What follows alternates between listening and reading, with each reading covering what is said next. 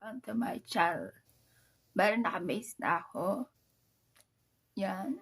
Na-moisturizer na ako. Ang gagawin ko ngayon is mag-makeup ako, pero para ano lang siya. Mag-makeup ako na nag-i-story time sa bahay. Yes. Kasi usok-usok to sa TikTok yung mga nag-i-story times. So sabi ko, bakit hindi ko siya gawin dito sa YouTube ko? Yes. Yan. So, ang ikukwenta ko sa inyo is, nangyari noon. Nung nag-aral pa ako.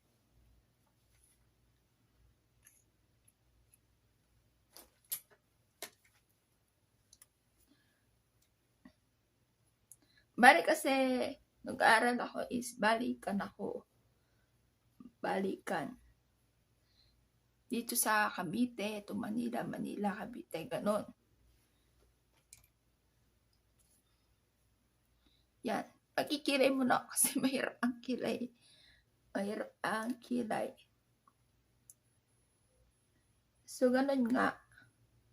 Pumasok ako, bago ako pumasok noon, is may nangyari. So, meron akong napulot na pera. 150 yun. 150. So, sabi ko, ay, akin na to. Sabi ko gano'n. Tapos, nag-share pa kami nung pinsan ko. Gano'n. Sa akin yung 100, sa kanya yung 50. So, di okay na. Yan, pumasok na ako. Tapos, that time kasi, magkikita kami ng mami ko. Binigyan niya ako ng pera. That time. Di, gano'n nga. Nung umuwi ako, pumunta ako sa bus terminal. Dahil doon ako sasakay. Papuntang Cavite. Yung bus terminal na yun, may mga papuntang iba-iba. Mga Laguna. Basta iba-iba. Ganon. So, tapos dun sa bus terminal, maraming kainan ng kung ano-ano. So, ang paborito namin kainan natin doon is yung sa squid ball, ganon. Tsaka meron na rin siyang sago, ganon. So, ang ginawa ko, ang bag ko noon is backpack, ganon siya. Pero, hindi siya malaking backpack, saktuhan lang. Tapos, ang pagkakamali ko nga lang is, yung pera ko kasi nilagay ko sa bulsa ng backpack ko. So, nung bumili na ako is, ginanon ko na yung bag ko, kinuha ko na yung pitaka ko. At syempre, nagbayad na ako. Kumain na ako ng fishball. Eh, naiihi ako. So, umihi ako. Meron silang CR doon. So, pumunta ako sa CR.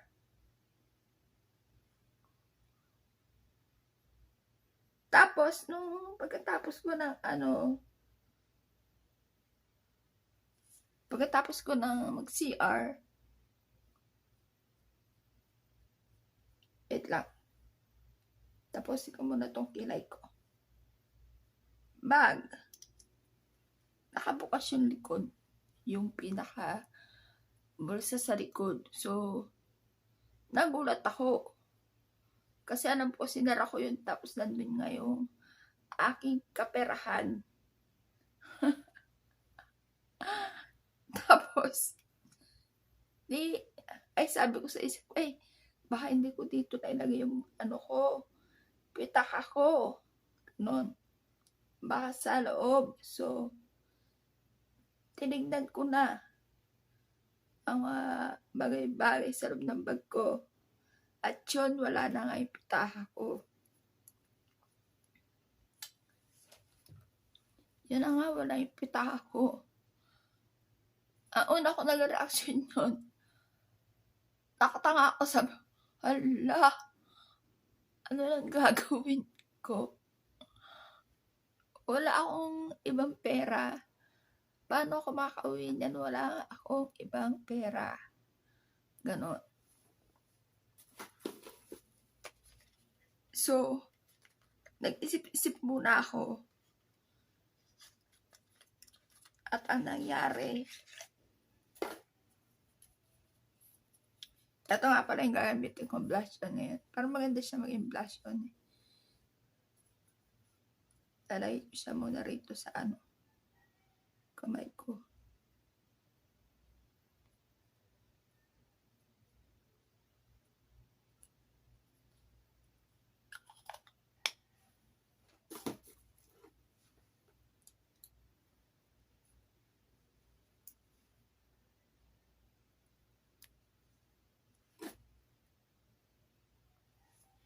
Yun nga. At ang nangyari, talaga akong tanga doon. Ay! Naalala ko. So, yung una kong ginawang action doon is, lumapit ako doon sa meron kasing doon merong gwardya. So, lumapit ako sa may gwardya. Yes.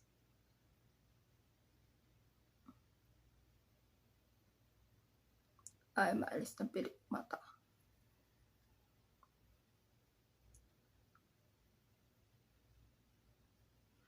Lumapit ako sa may gwardya kasi wala na. Hopeless na ang datingan ko. Para hindi na ako makauwi sa amin that time. Yan ang ating blush. Parang gusto ko pa siya ang pakapalin. Kapal. Yon. So, lumapit ako doon sa gwardya. Sabi ko, yung lahat na nangyari.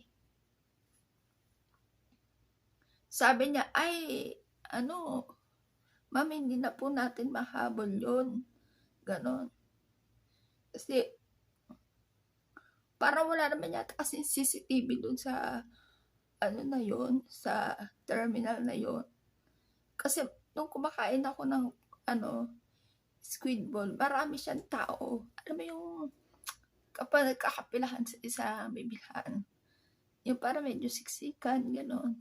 So, yun. Nagdagdag pa ako ng blush. So, yun talaga ang ginawa ko dahil hopeless na ako eh. Hopeless na talaga. Kulang na lang iyak ang person. So, yun ang ginawa ko. At, yung pinakamagandang nangyari is, kumausap siya ng bus. Kumausap siya ng bus driver at saka doktor. Sabi niya, ay, ito si ate.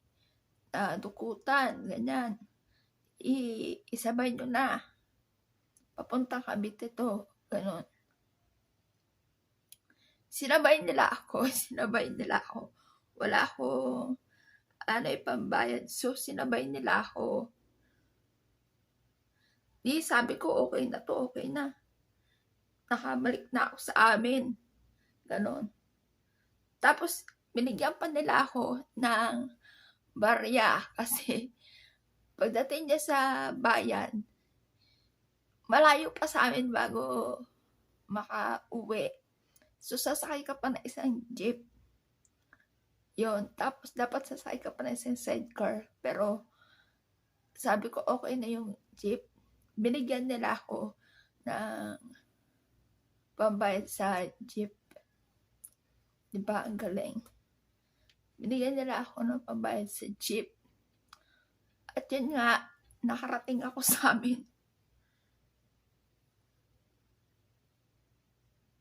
So, yun yung aking story.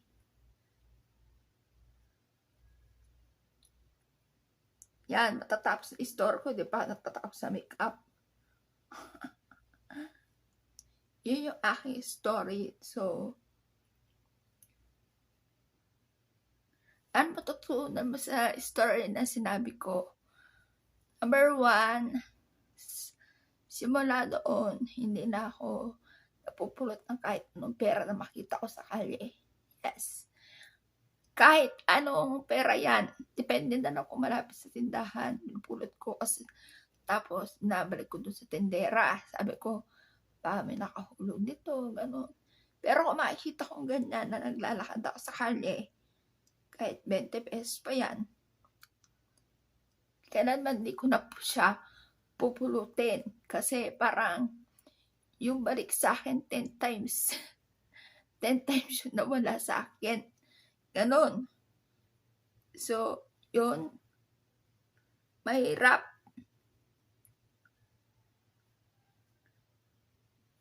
Siguro naisip ko, baka yung may-ari ng, yung taon may-ari ng pera na yun, mamasak yung loob niya, ganon. So, parang bigla ako naresbahan. And yun, naresbahan.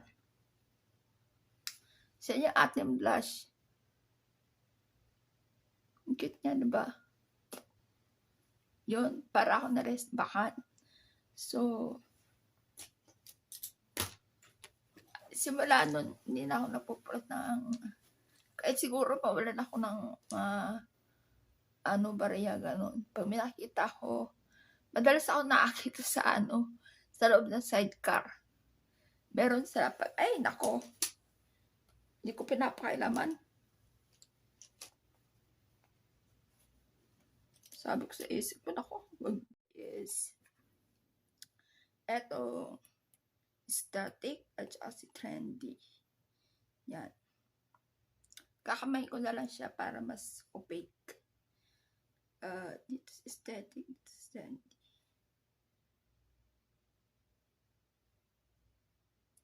Si static is brown. Glitter shade. Yan. Ito na siya lalagay.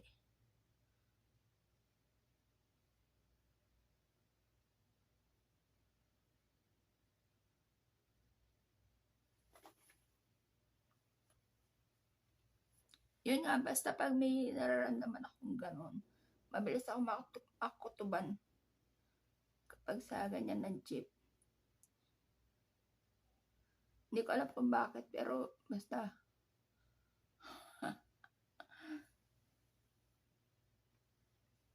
yun, simula noon, hindi na ako nagpupurat ng kung ano barya dyan sa madadaanan ko. Kahit 20 pesos pa yan, ako wag na. Hindi maganda. Sobrang matagal na yun, matagal na.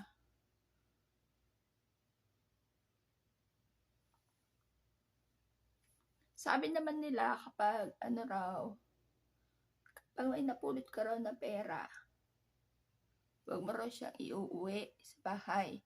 Ibalik mo na raw agad. Yun. Pero, sabi ko sa sarili ko, wag na. Ako, ang laki ng balik. Tapos nga pala, yung pitaka kong yun, paborito ko kasi yung pitaka na yun eh. Maaalala ko pa siya kapag nakita ko siya. Ang itsura niya, brown siya na leatherette. Tapos para may lakos na sign. Binili ko kasi yun sa mall, yung pitakang yun. Dahil kapag nakita ko yun, malalaman ko pa kung pitaka ko yun. Kasi paborito ko nga siya na pitaka. So, alam mo na.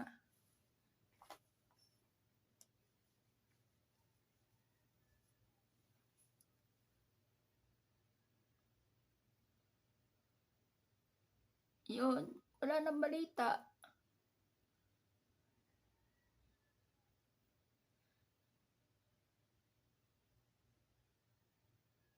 mahirap kasi pag ano, hindi mo rin kasi mapin-pinpoint kung sino yung gumawa. Kasi wala naman CCTV.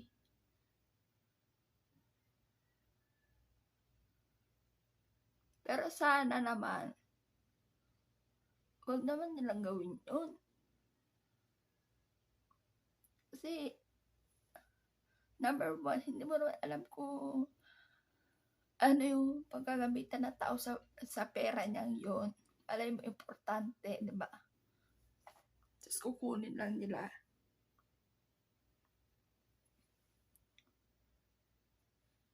Yun, di ba? Malay mo, importante yung gagamitan. Ano yun eh, bale, yung perang yun, allowance ko yun. Pamasahe, pagkain ko. Kasi nga, babalik-balik ko school dito sa Cavite, ganun. So, kapag dating nga sa uwian, talagang nagmamadali na ako niyan. Kasi, kapag gabi-gabihan ka dyan sa terminal, minsan walang bus. Kapag umuulan, walang bus. Alam mo yung makikipagpunhan ka talaga. Yung imbes na yung bus pupunta sa loob ng terminal, nandun sa labas, nakaabang. Ay nako, sinasabi ko sa inyo, ay kipagbalyahan ka talaga sa... Wala eh, no choice ka talaga eh. Makipagbalyahan ka talaga eh. Pag ganun talagang tinatakbo-takbo na namin. Kasi pag hina-hina ka lang, ayaw mong sumabay sa bugso ng tao, may iwan ka. At buti kung maaga pa yun, gabi na.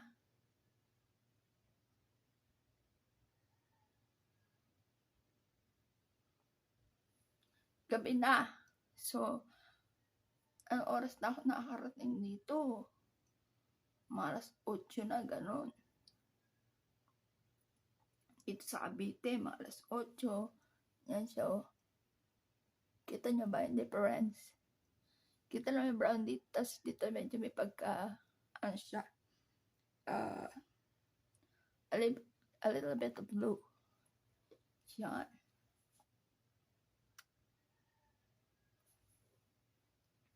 So yan, hanggang sa napapatiran pa ako ng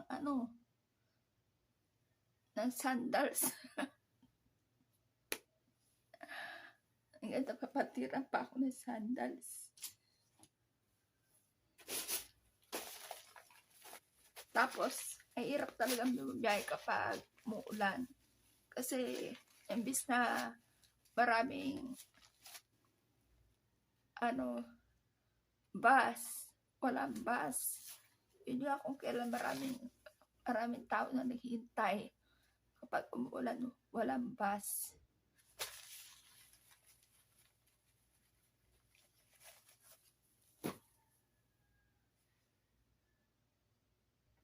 Gamitin ko na ito eyeshadow for contour kasi hindi ko na ilabas yung isa ko eyeshadow. Ito na lang pagamitin ko.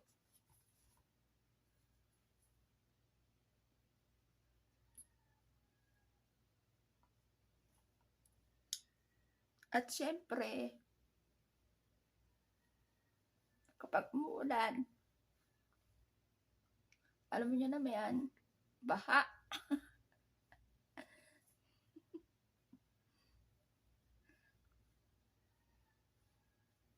Alam niyo yun? Hirap pagbaha.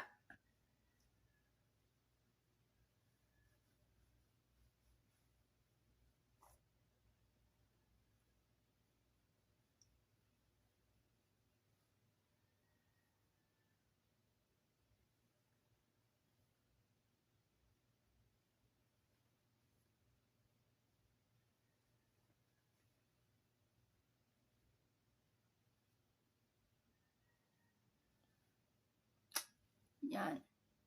So, mag-contour muna ako ng, nose.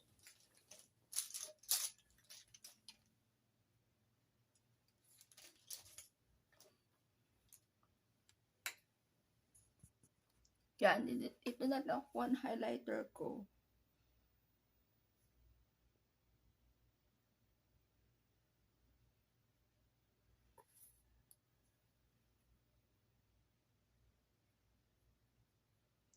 I mean, nakalimutan kong gawin, be. Oo. Sa kakadaldal ko rito, nakalimutan ko siyang gawin. Pero hayaan mo na. Alam nyo kung nakalimutan ko. Mag-powder.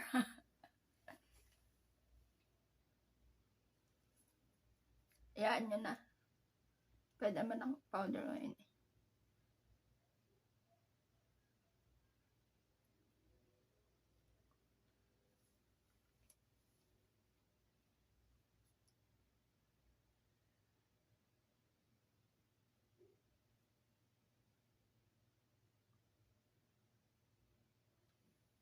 Oo, diba?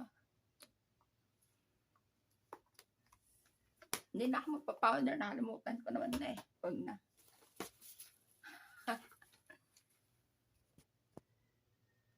Yun nga pala guys, alagay ako na sa under eye area. Yan, ng brown shade. Katulad sa ating crease. So, this is the final look.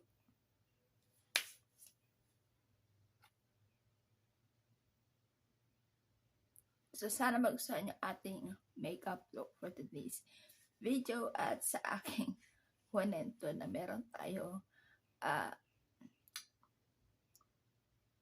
natutong lesson. Yan. Ang ating lipstick is inombre ko siya. Yung ating Everblend na K-Beauty at saka isa pang Everblend. Ang ganda, diba? Ganda ng lipstick. So, yan. Sana gustuhan nyo ang aking kwento at sabay na pag-makeup. Medyo nag-powder na rin ako dyan. Yan. Thank you for watching. Bye. Thank you.